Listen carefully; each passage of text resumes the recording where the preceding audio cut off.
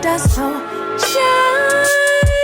Peace and blessings, family, and welcome to Labors of Love podcast, the Fatherhood series. We are here to inspire, uplift, and enlighten. Each episode, we will be hearing from fathers sharing their perspectives and experiences on all aspects of the fatherhood journey. This evening, I have the privilege of speaking with John Bonhom, the creator and host of Daddy Confessions podcast. John is also an educator, husband, and father of 2 boys. He enjoys movies, reading, writing, gaming, and traveling with his family. Thank you for joining us this evening. Welcome. Greetings. Welcome, everyone. Peace and blessings. I am so pleased to have this conversation in reference to the Fatherhood series. I'm pleased to have John here with us tonight, and I'm ready to jump into this conversation. So, prior to becoming a dad, what was your exposure or experience around pregnancy, labor, delivery? Did you witness it? Were there people around you? Yeah, that's a great question. Not much, honestly. Like it really wasn't something that I knew a ton about. I I grew up with my mother and my little sister, and we had cousins who had lived with us for a time, and they had kids while they were living with us. But so I saw the babies when they came home, Right. but that was all I knew really. And I always knew that I wanted to have kids. I always knew that was something that I was interested in, excited about being a father. And so having those little people in the house, Mm-hmm. I loved being around babies. I didn't want to change diapers, but I loved being around babies. So I understand that energy is something just about yeah. being in that energy. So I definitely understand that part.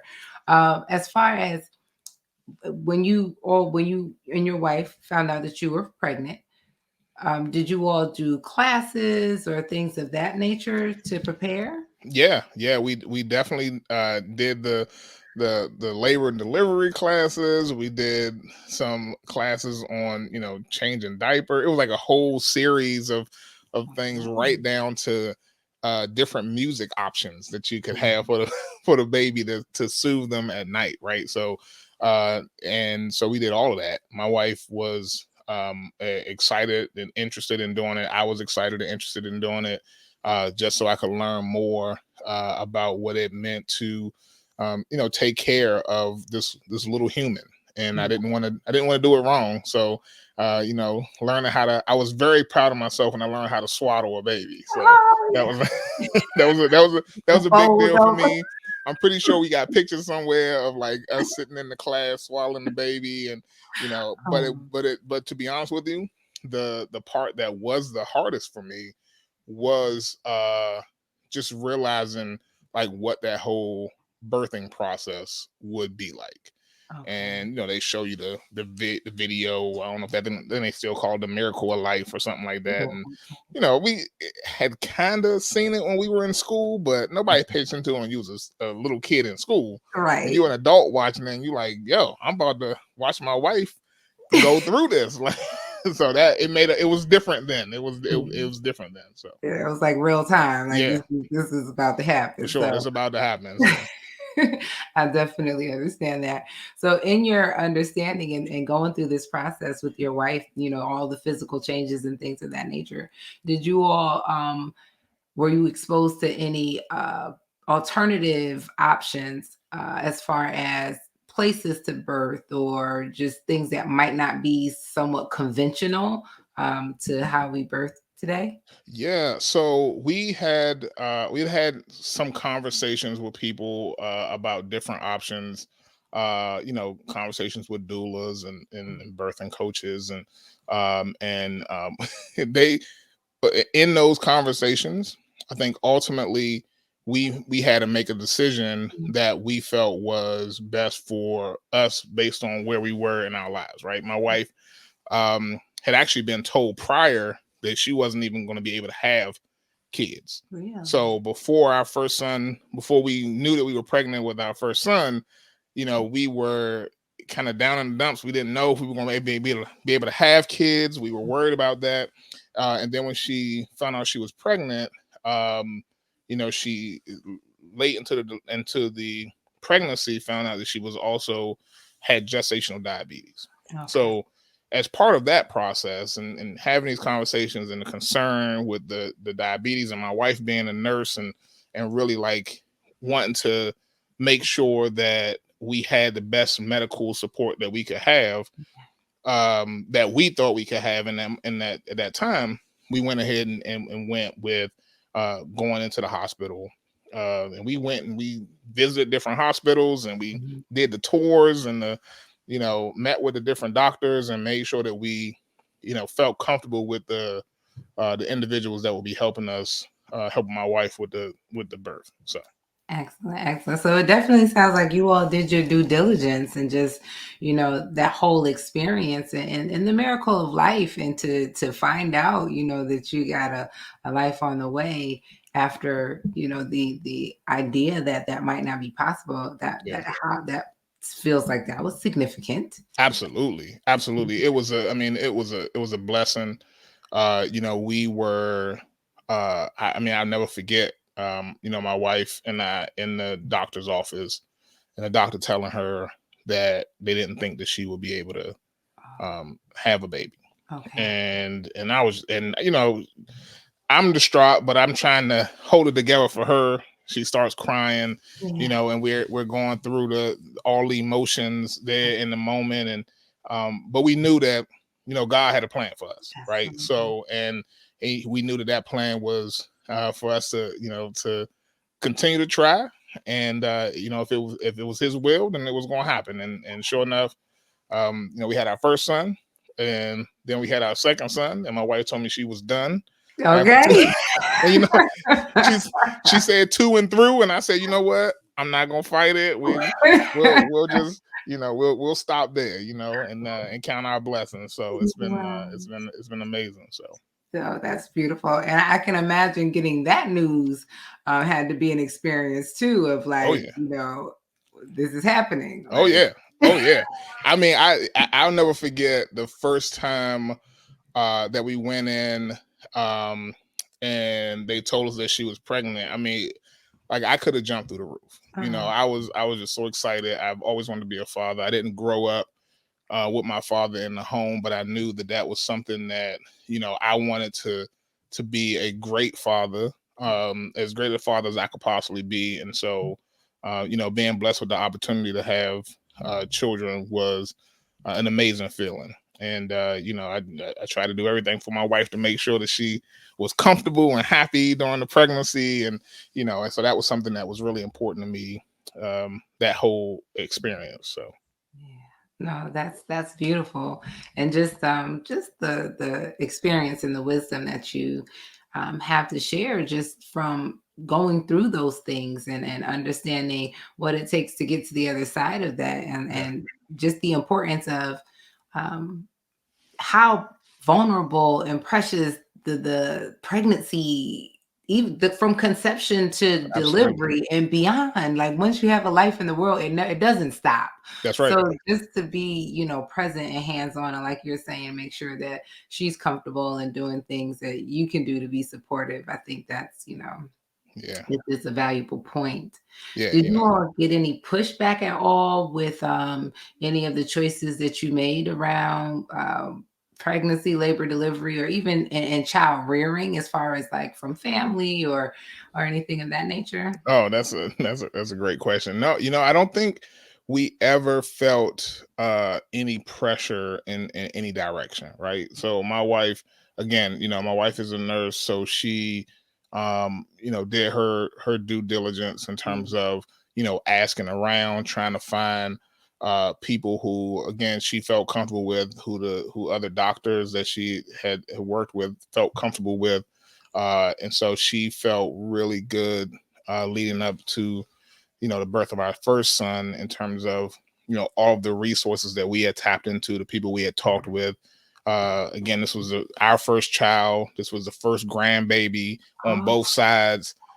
So, I mean, we just, everybody was excited. It was probably like the next to, well, probably more important than our wedding to our family for sure. Right. Um, I got you. you Yeah. know, and so it was a very big deal for everyone, Yeah. and being able to, to welcome my son into the world, and I've both leading up to this interview, I went back and I watched the video that we created for him. So we created a little video for him when we were in the hospital.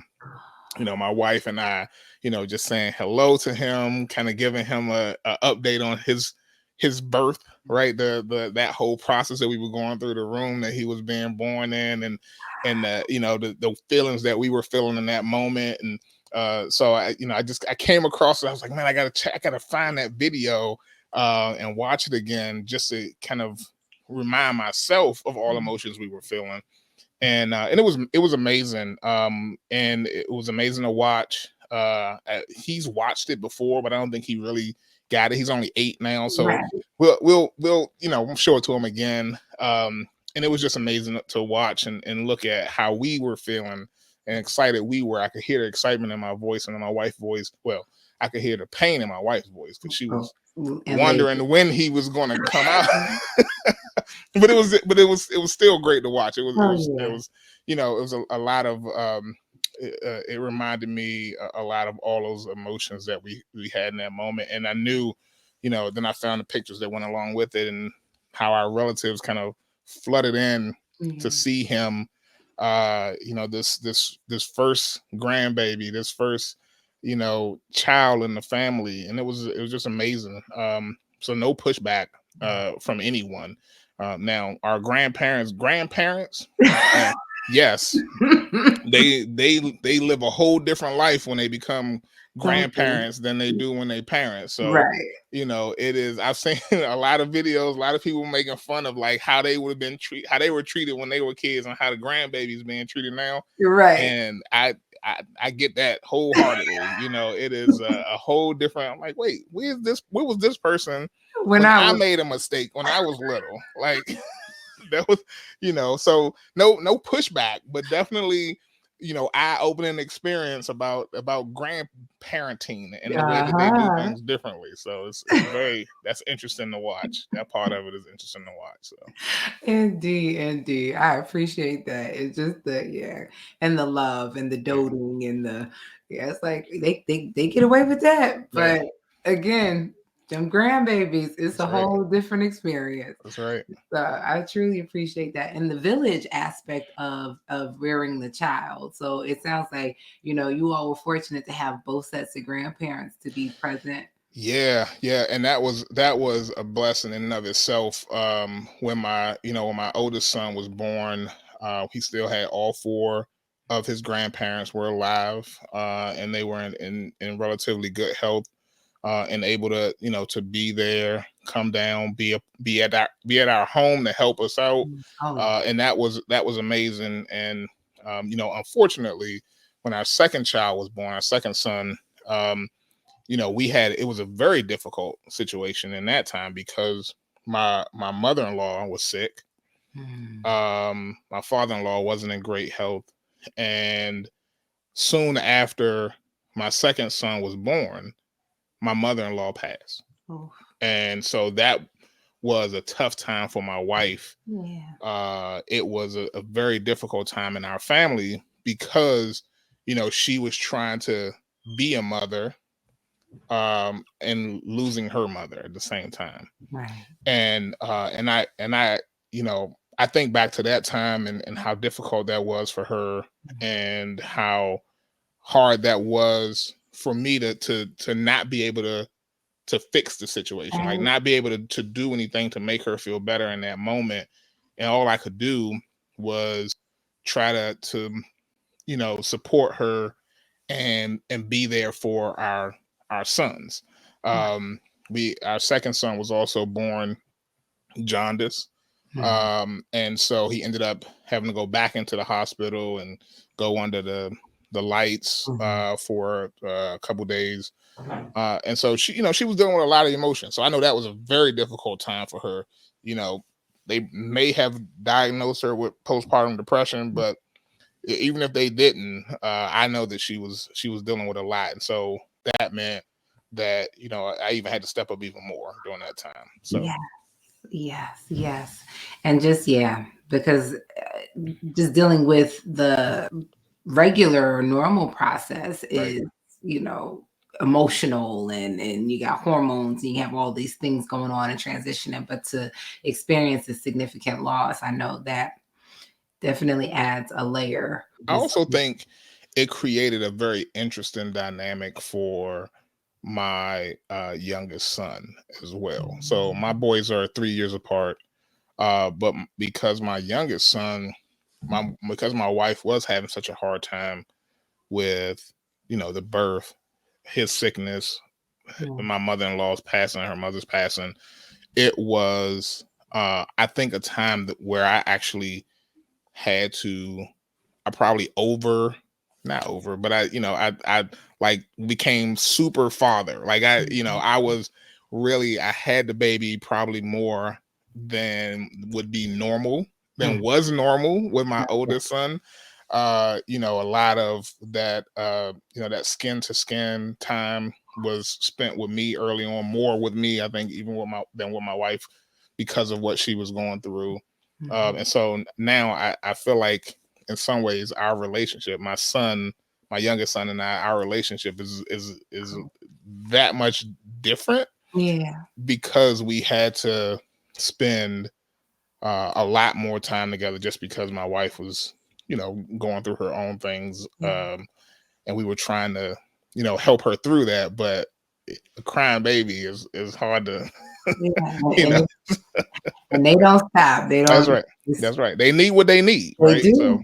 that's right. Yeah. So Yeah. So yeah. I definitely appreciate just how, your awareness of that, and what you just shared in reference to that bonding time. So are there, like, if you had to do somewhat of like a highlight reel Mm. of this fatherhood experience for you, are there certain things that like really stand out from just the entire process?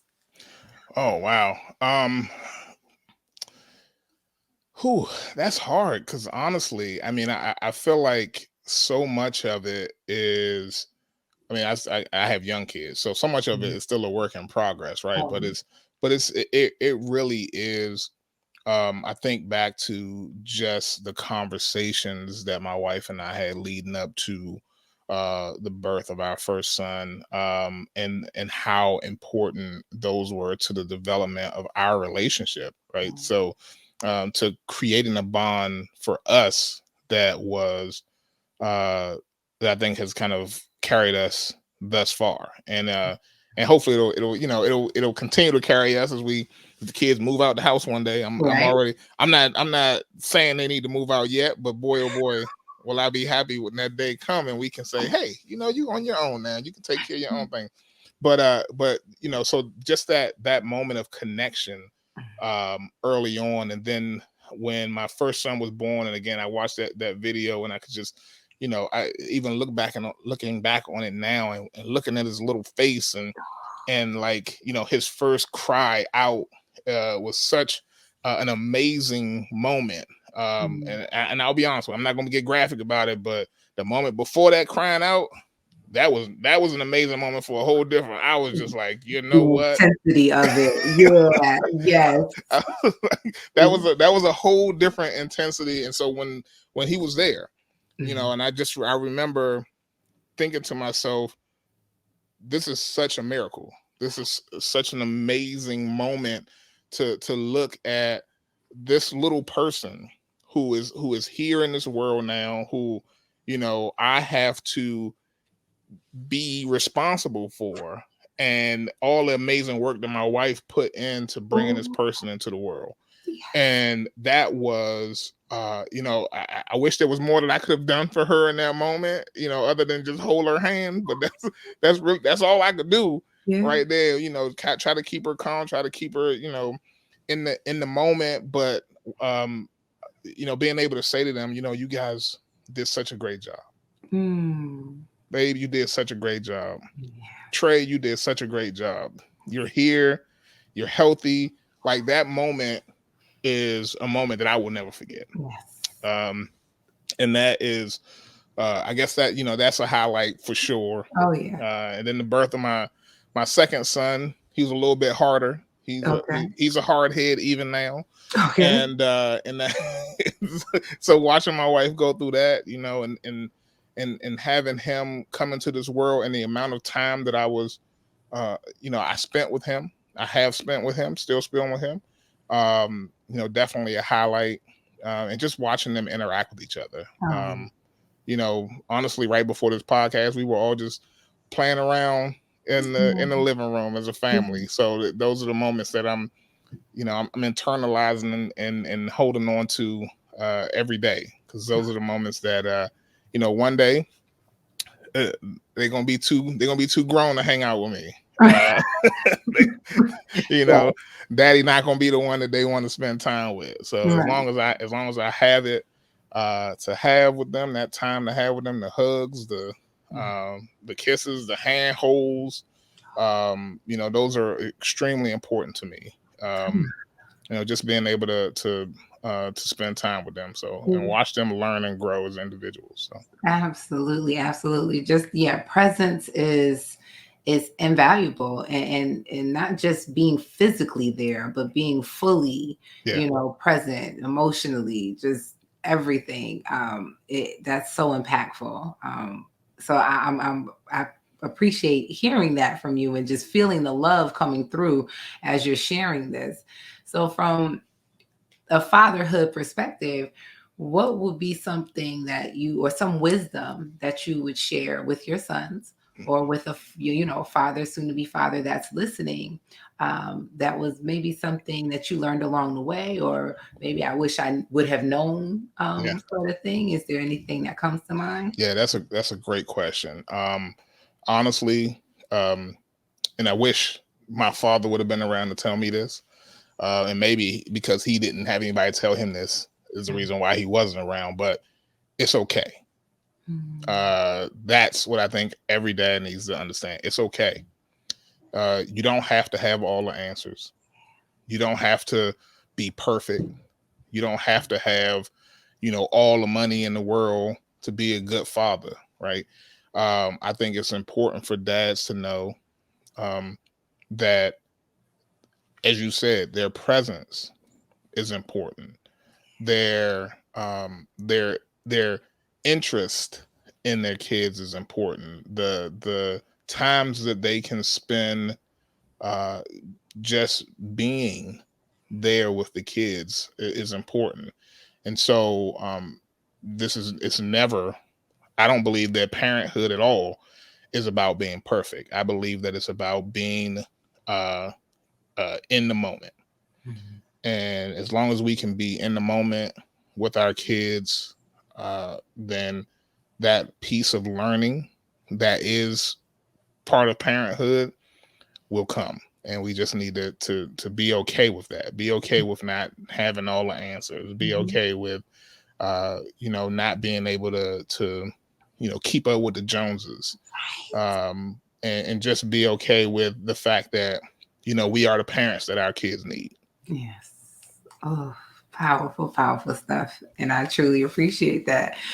So I definitely want you to share just what you have going on, because I think it adds such value. Conversations like this and things that you continue on your podcast are significant. And I feel like we need this representation. We need these conversations. We need the wisdom. So can you share with us just, some of the things you have going on? Yeah. So, I have a podcast. It's called Daddy Confessions. And it's a podcast for fathers, about fathers, and everything that they go through. We have, you can find Daddy Confessions on all your podcast platforms.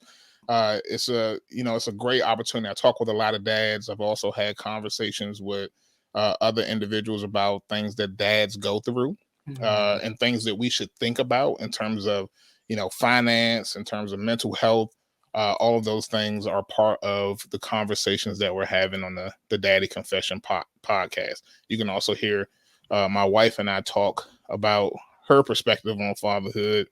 And for better or for worse. I'm not sure if I always feel good about what she has to say sometimes, but it's important for me to hear, right? So and it's important for dads to have a space, and so that's what we're doing on that podcast, Daddy Confessions. All your favorite podcasts, apps, Definitely programs. have links Yeah. for them to get directly to that, So because check us out for sure. Thank you. And Instagram as well. We have the Daddy Confessions on Instagram as well. So check us out. excellent, excellent. So I'll definitely make sure that we have all of the links along with the bio information about you, so they can just, click on it and get to you. Because again, just those kind of conversations, to have a space to just be and to, share, because we might be having the same experience, but we're all experiencing it differently. Right. So to just have various perspectives. And that's why I appreciate you, lending voice to this platform and just sharing what your experience was, because I feel like in every conversation, we can find some gem. We can find some information or something resonates that just adds value. And, your presence here, just how you speak of your children, what the experience has been with you and your wife, it's beautiful. And we need to celebrate these sorts of conversations. So I truly appreciate you making time for this. Yeah, well, thank you for having me on. I've enjoyed it. Some great questions. I love talking about my family. They mean the world to me. So I wouldn't trade them for anything. Sometimes I would trade them, but no, I love my family all the time. They are amazing people, and like I said, we were playing right before this. A little pre-bedtime playtime. So Yes, yeah, yes. And those are those memorable moments that they're going to talk about when they're older and yeah, do with their children, right? right, Like right. we had the tickle fights and things. Like, dads are amazing, and we need that. We absolutely do. So I truly appreciate you again. Everyone, that's listening, please share, because we don't know what we don't know. We don't know who needs to hear this, and it absolutely can add value. If you found value, definitely share it with others. And thank you for joining us this evening. We truly appreciate it. Yeah. Peace.